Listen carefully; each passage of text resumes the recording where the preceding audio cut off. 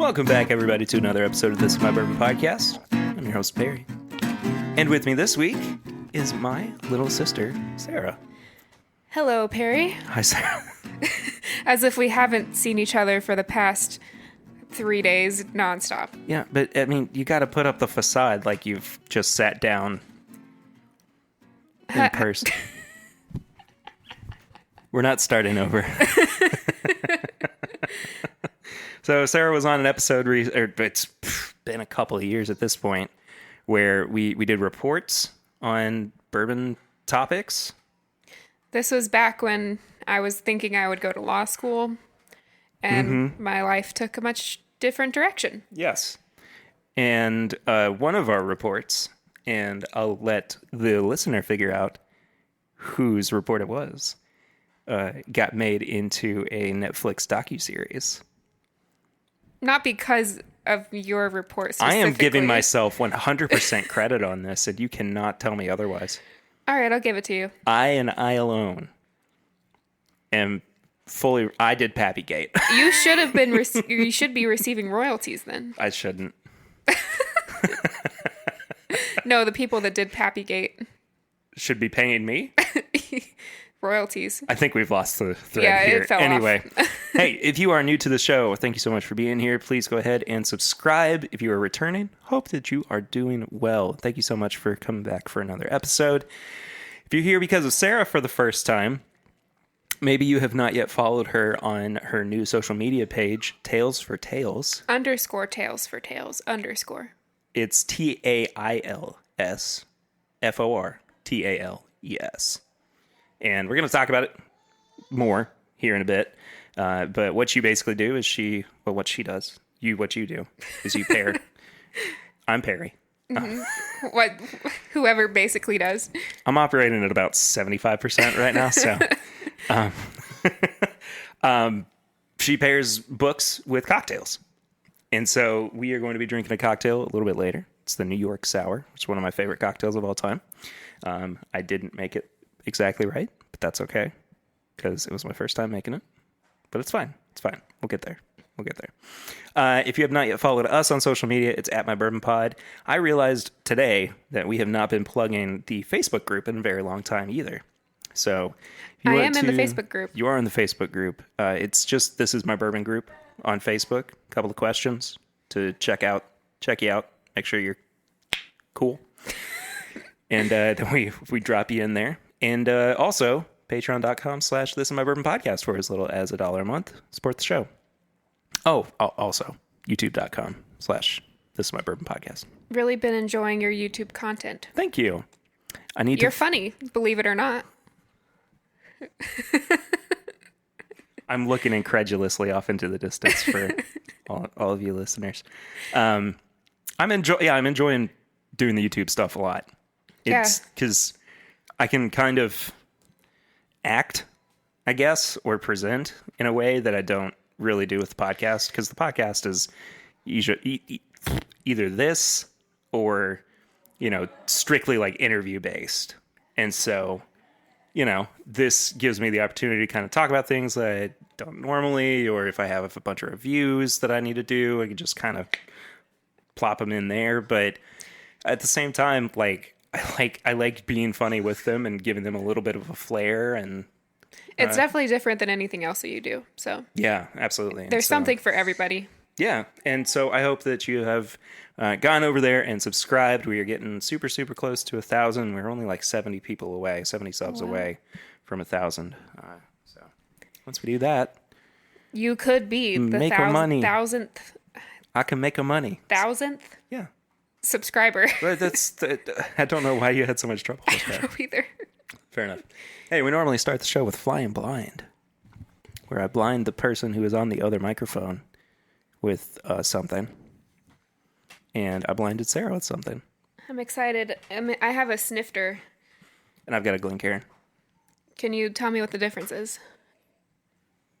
One's primarily for something like brandy or cognac, and the other's for whiskey. But, I mean, they both basically get the same job done. Is it the thing that's sitting next to you? No, it's not the Turkey 101 that's sitting next to me. No. because my mind first went to, well, that smells like turkey. Whatever do you mean, Sarah? The bottle's sitting in plain view? I think not. You're like, dang it, I was supposed to move that. Crap. I smelled my microphone just now. I saw that. And Like I said, 75%. That's real nice. A little fruity. it is a little fruity. I'm getting more berries. Yeah. The nose is kind of musty, A little bit. I get like on the back end of it. I have some like it's weird and it's very light, but I'm picking up some like leather notes in there too, which usually are saved for or exclusive to older or higher proof bourbons. Oh, we got an upset baby in the background. And it almost has like a smoky flavor too. Just a, yeah, I can get on board with that. This is, I could drink this. Well, it's this Buffalo Trace pick that Dad brought on vacation. I didn't even pour something from my own stash. It was You stole from him? no, From Papa Ritter? no. I'm just kidding. I really enjoy that. It's quite good. Sarah, what have you been drinking recently? Oh, what have I been drinking recently? Well, to much to my chagrin, I haven't been drinking as much White Claw. I've moved on to my favorite seltzer right now is the Vizzy Hard Lemonade. Nice. It comes in peach, watermelon, strawberry, and raspberry. This is probably of no interest to your listeners, I'm sure somebody will be interested. but I just think it's the flavors are more Present? yes, Pronounced? yes. Instead of a Not- hint of Hint of flavor, lime. yeah, it's in your face. That's how I like it.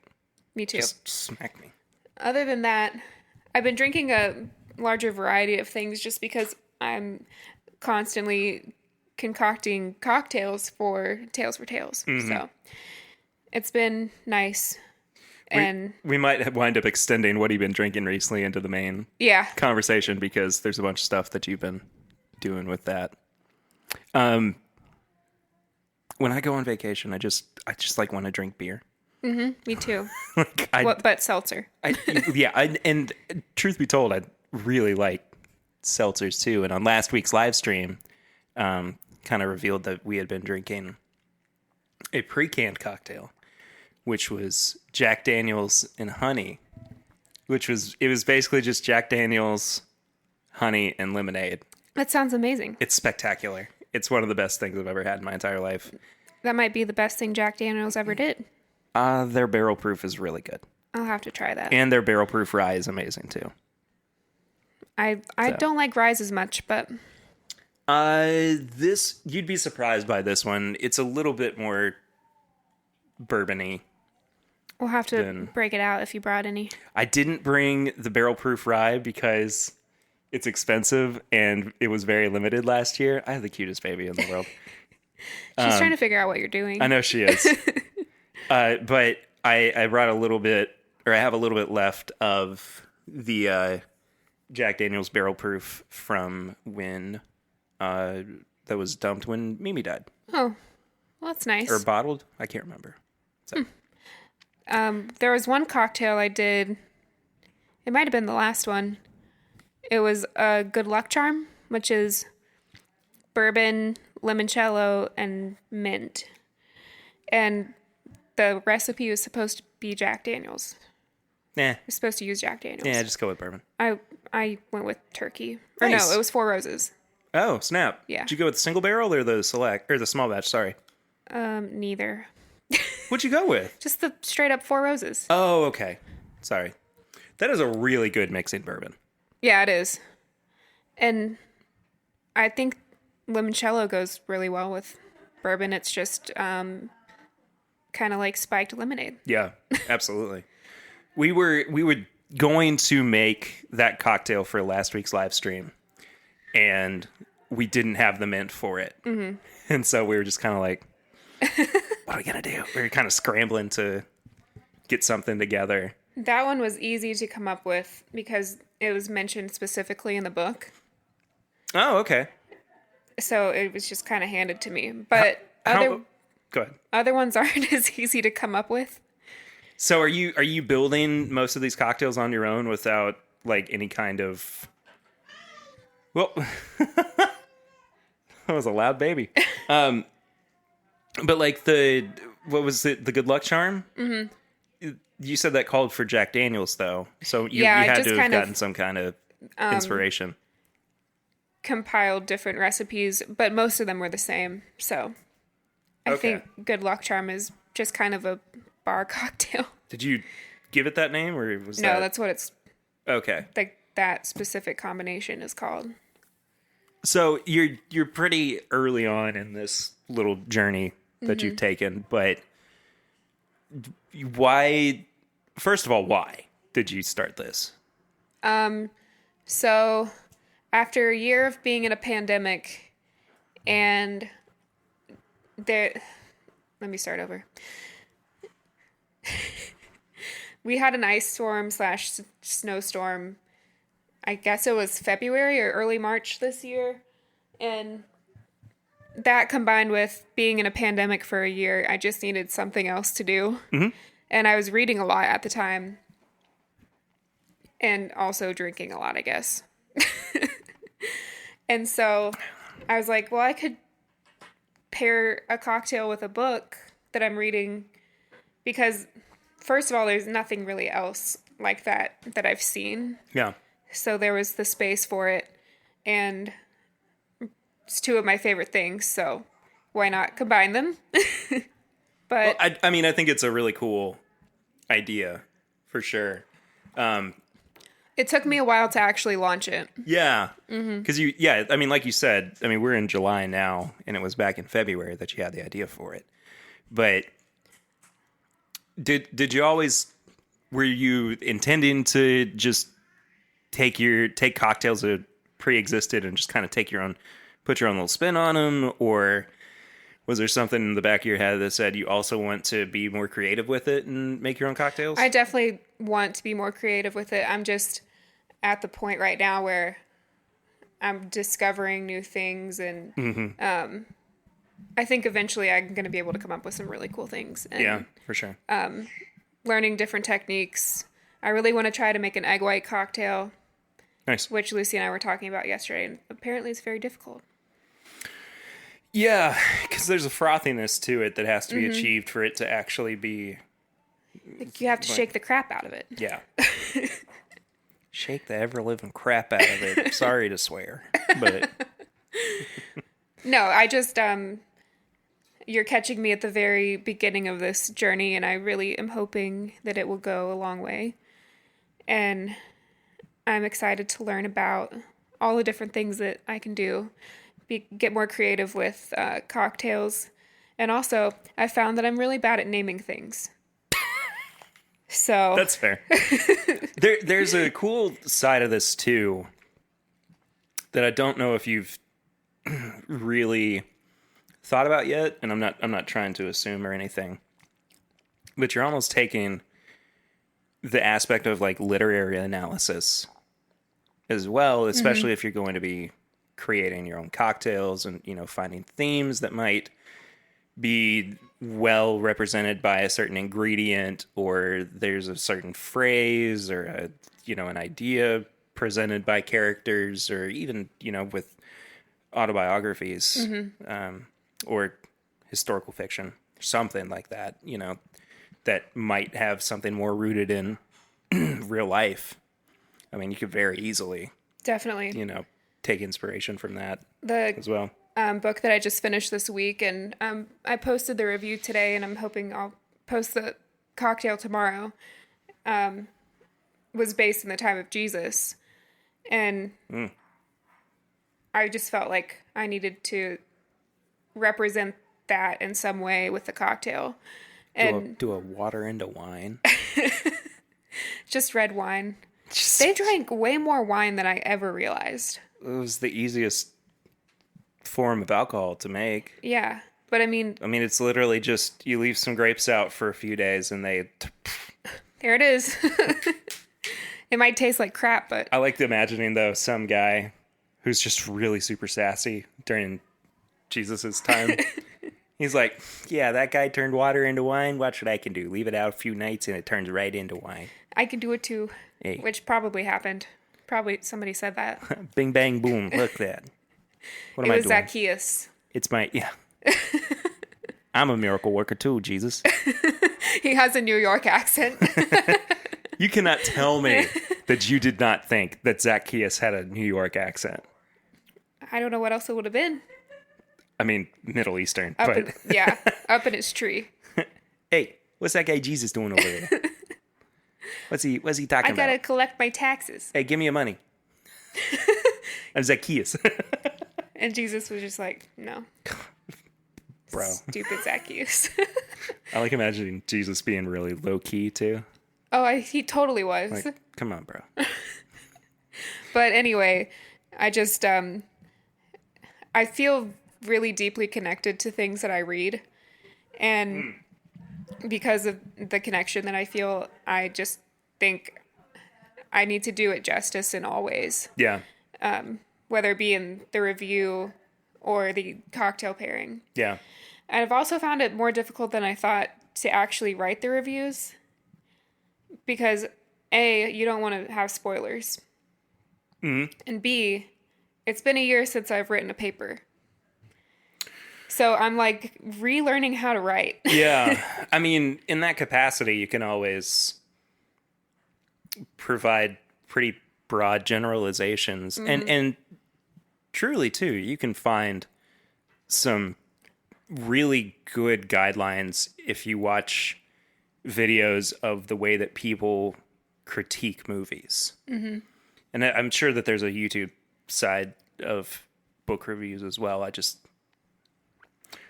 not anything that I've really It's delved a into. corner of the internet that Perry does not frequent. I haven't even dipped my toe in. Mm-hmm.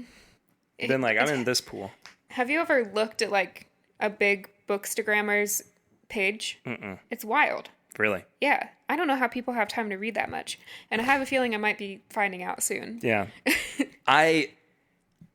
There was a period, and I'm still kind of considering it, where I was thinking about doing a sister podcast to Tim Bip and interviewing authors, but also sharing like bourbons with them or whiskeys with them.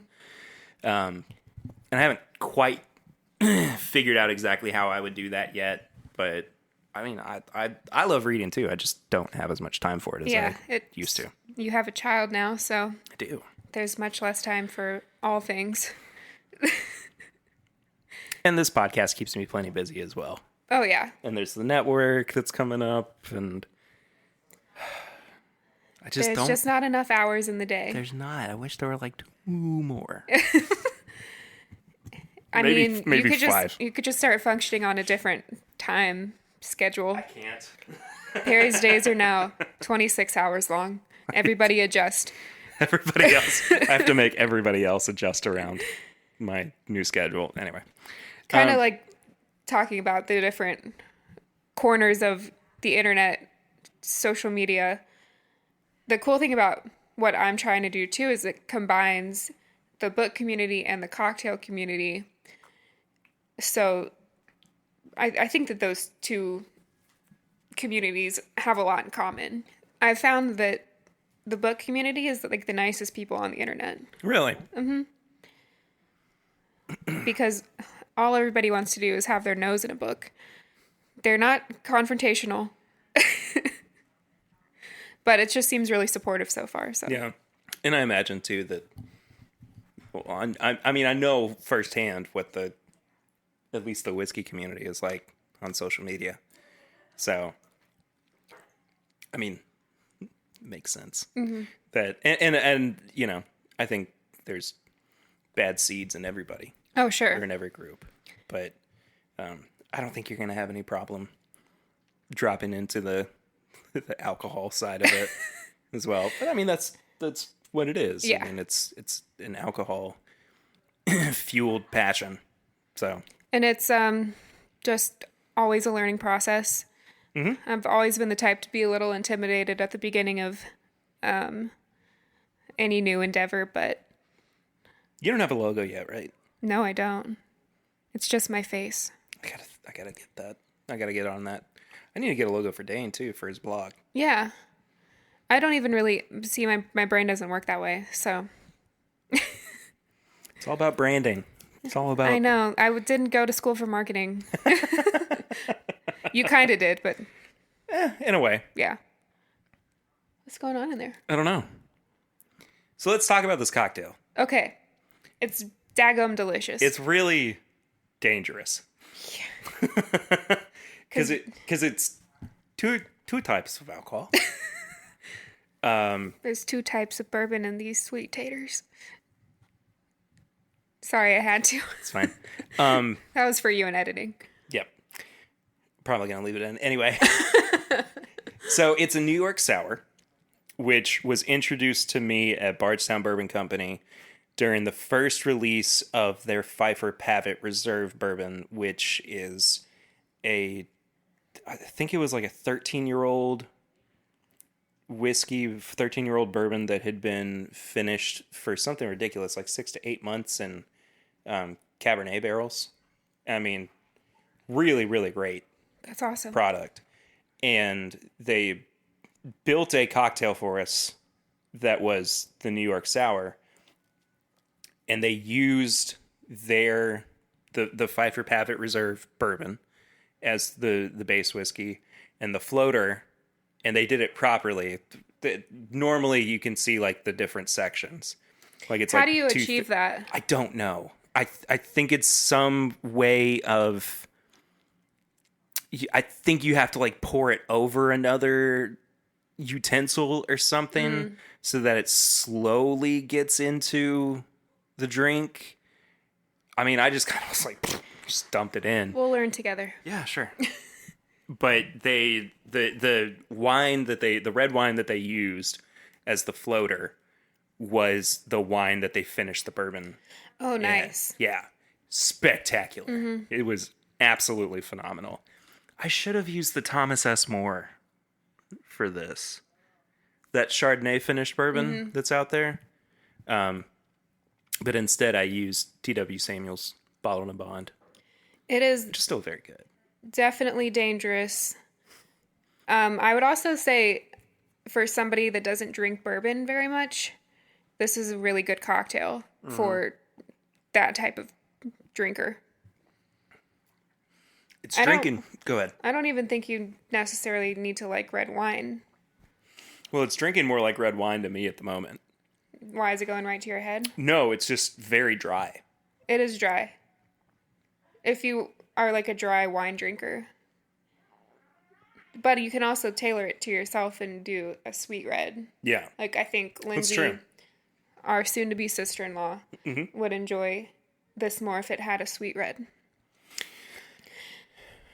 Yeah. I just used a Cabernet Sauvignon. And Thanks, Dad. what's this supposed to mean? It was his wine. Oh, I thought you meant he pronounced it in that dumb way like I did. Oh no, no, So- thanking Dad for the wine. It's like, don't take shots at Dad. Anyway. I think it is just a really good combination of factors that makes a really interesting and complex cocktail. I mean, and it's so easy. It's one more step from making a whiskey sour. And it's just adding that red wine floater. I think it's adaptable too for the season. Yeah, absolutely. Like right now, we have just a lemon twist in here, but as it starts to get colder, you could throw in rosemary. Yeah, absolutely. You can make a rosemary simple syrup. That'd be great for Thanksgiving, Christmas time. Lucy has this incredible, we've talked about it on the podcast before, but this incredible Christmas cocktail. Really a holiday cocktail in general that we drink in, like once Thanksgiving is over, she's like, all right, it's time to make it. And it's got a rosemary simple syrup, but she also torches Rosemary Leaves. Rosemary. I have had this. Yeah, and it's spectacular. It's amazing. But I imagine that they're very similar in like the family. I feel like they've got kind of the same thing going on, but this would be really interesting. I agree if it was more than just a regular simple syrup and lemon juice. And don't get me wrong, I think this is very complex. I think it's really enjoyable, but It is. I would love to see some more ingenuity with the New York sour. I can even try a whiskey to sour. come up with something. It's funny because like I can ask people, and maybe I can't ask you this question. I don't know, but I can normally ask people like, "Oh, you have this pour of bourbon or this food. What would you pair it with, if vice versa?" But like, there's not. I mean, is there a book that comes to mind when you drink this that you want to read? That I want to read or I have read? Either or. Well, I just finished listening to a memoir, and I was actually thinking that I should just use this as the pairing, because she spent quite a bit of time in New York. And you caught me off guard. But when I saw you pour this earlier, I just, for whatever reason, it resonated with that book. Nice. It's complex, and the book itself is complex. So it's called Somebody's Daughter. You've told me about this book. Yes. Yeah. The author is Ashley Seaford. This is her first published book, so Gotcha. it's amazing. You should listen or read it. I'll have to check it out for sure. But this was a quicker episode, Yeah. but I wanted to kind of do something a little different and I be a little appreciate bit more you, laid back and I conversational. appreciate you. I appreciate you always supporting my endeavors. Absolutely. And Dane's too. And Dane's. And anybody else. Dane's not had a solo episode yet on the podcast, and I feel really bad about it. Anyway, tips and bits. Tips and bits. So this is the segment of the show where we recommend things to people. It's not always bourbon related. Sometimes it is. Sarah, do you have any tips and or bits this week? I do. Somebody's Daughter was actually going to be one of my tips and bits. So I cannot speak. You all already know about that. If you want to read along, you can find the cocktail pairing on my page. Read and drink along. Secondly, let's see. A podcast recommendation for the true crime fan would be the second season of To Live and Die in LA. Nice. It's narrated or hosted by a Rolling Stones contributor turned citizen detective. Whoa. It's a little heavy. That's a big Big change. leap. Yeah. Jeez Louise. But he actually works with the drummer of Incubus Why? to solve this murder that happened in their neighborhood. Is that his only connection to it? Is that it happened in his neighborhood? Yeah, they both happen to live in the same neighborhood, and this woman disappeared, and nobody knew about it. So, and this isn't like the first crime that he's helped solve either. So The drummer from Incubus. him and the Rolling Stone guy. But they've both helped solve cases in the past. Yeah, and are currently. That's so wild. I know. Yeah, I'm a drummer on the weekends, but my real passion is trying to find murderers. Like, there are clips in the episode where he's just come off stage and something What? has broken in the case that he has to attend to. It's wild. What on earth? I know. But you should definitely check that out if you're... I will. yeah. I mean, there's even a Billie Eilish connection. So, It's a story. it's crazy. I don't know how to respond to that. Eden doesn't either. I'll tell you something I would recommend people not do. Yes. Don't watch the new Space Jam. Oh, It's really, hard pass. really bad. I was just, I counted, and in like the first 20 minutes, I did a face palm at least 11 times. We watched it as a family Yeah. while we've been on vacation, Thank goodness it's free on HBO Max. thinking that it would be just like the first one. Boy, were we wrong. No, not even close. Not even close. Not even in the same ballpark. I was trying to do a basketball metaphor, but I lost it. You're not a big basketball person. I'm not really a big sports guy either. I should have told that on Patreon pre-games. Yeah, it's fine.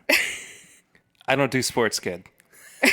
Now everybody knows, not just behind the paywall. Perry doesn't do basketball. I don't do sports good. You like to watch sports? I like I like to watch baseball. I will. Perry likes to tailgate. I like to tailgate. I will go to games. I don't have a desire to go regularly though. Mostly for the hot dogs. You know me too well. Look, hold on. If there's a baseball game and it's dollar beer night Oh boy. and quarter dog night, Perry's taking the day off from work I am the next day. my trajectory is just nothing but hot dogs and beer. There's no in between. It's just one large arc. And when I crash, I just am still in my happy place. And Perry becomes best friends with the guy who comes around during the game and is selling only hot dogs and beer. They are on a first name basis. I was on his Christmas card list last year. Mm-hmm. His name is Joe Bob. All right, you lost me there. Anyway, Yep, that one fell off. the new Space Jam is so bad. It's awful. It's really, really bad. There's a couple of good gags and a couple of genuinely funny moments in it, but overall, listen to somebody review it and spoil it for you. If you have any nostalgia for the first movie, it is just absolutely crushed in this one. It is. And it was impossible to get through and feel happiness. LeBron James should stick to basketball. LeBron James, I'm getting angry. And look, here's the thing. Michael Jordan wasn't great. He was passable in the original. LeBron James, every scene looks like he was woken up from a deep sleep, given a script, 5 minutes to memorize what his lines were, still forgot what his lines were when he was actually on set, and whatever just came out of the poop chute then is what made it into the final movie. I mean, there are times in the movie that he looks genuinely unhappy to be there. Unhappy, confused, uncomfortable. Uh-huh. He didn't even... It's making me mad. It's so bad. It's 2 hours of my life I'll never get back. Was it really 2 hours? I think it was probably like an hour 45. It felt like a quick hour 30 to me. I mean, I was in it, man. I have a hard time watching movies to begin with. I have a very short attention span. But you can read books? It's a lot of reading 10 pages, picking my phone up, scrolling through Instagram, putting it back down. Oh no. It's fine. And then continuing with the reading. No, that's fair. Movies, I don't know if it's a function of just how my brain works or if it's everything that we do being spoiled by our phones. That's fair. Because I just am constantly distracted. Yeah, that's totally fair. I don't want to have anything else to recommend to people. It's just the Space Jam: A New Legacy is a new low. It's so horrible. It's just Anyway. I just feel upset that that's the movie that I watched when I only watch 6 movies a year. We started Ted Lasso last night, though. That's not a movie. Well, I know, but I'm. Yeah, that was a bad follow-up. Anyway. Hey, thank you all so much for listening to this week's episode. I know it's a quicker one, but sometimes I need a little break. So that's just how it goes. where can people find you on social media, Sarah? You can find me on Instagram at _tales for tales _. That's the Bookstagram. If you want to follow my personal account, it's OSarah98. OH Sarah. OH Sarah. And Sarah is also spelled with an H. Yes. Your daughter just said daddy. I heard. Yeah. We're going to have to wrap up here soon so I can go. I can go see her. If you want to follow me personally, I'm at PRaider1492 on all social media channels. If you want to follow the show itself, it's at My Bourbon Pod on Instagram, Facebook, and Twitter. You can leave us a 5-star rating and review on the iTunes podcast app or wherever you listen to the podcast, if it is so available, and we will check it out, read it out here on the show, unless you don't want us to, and then we won't. You can find all of our apparel and merchandise at bourbonshop.threadless.com. We are working on a new website and a new store that's going to be dropping before the end of the year. So stay tuned for more info on that. You can find all of our YouTube content. That's not how I wanted to start that, but youtube.com/This Is My Bourbon Podcast. Please subscribe over there. Bell notification, like, share, comment, subscribe, all that good stuff. The buzzwords for it. Please go check all that out. Let's see, what else? You can send questions or comments to thisismybourbonshop@gmail.com. You can also leave us a voicemail rather, is what that word was supposed to be, for our infrequent Barrel Rings segment, where we listen to a voicemail from a listener and respond to it on the show. I mentioned the Facebook group up top. You just search for This Is My Bourbon group on Facebook. We can let you in there. And then last but not least, patreon.com/mybourbonpodcast. For as little as $1 a month, you can become a supporter of the show. We've had some new patrons popping up over the past few weeks. Want to give one of them a shout out.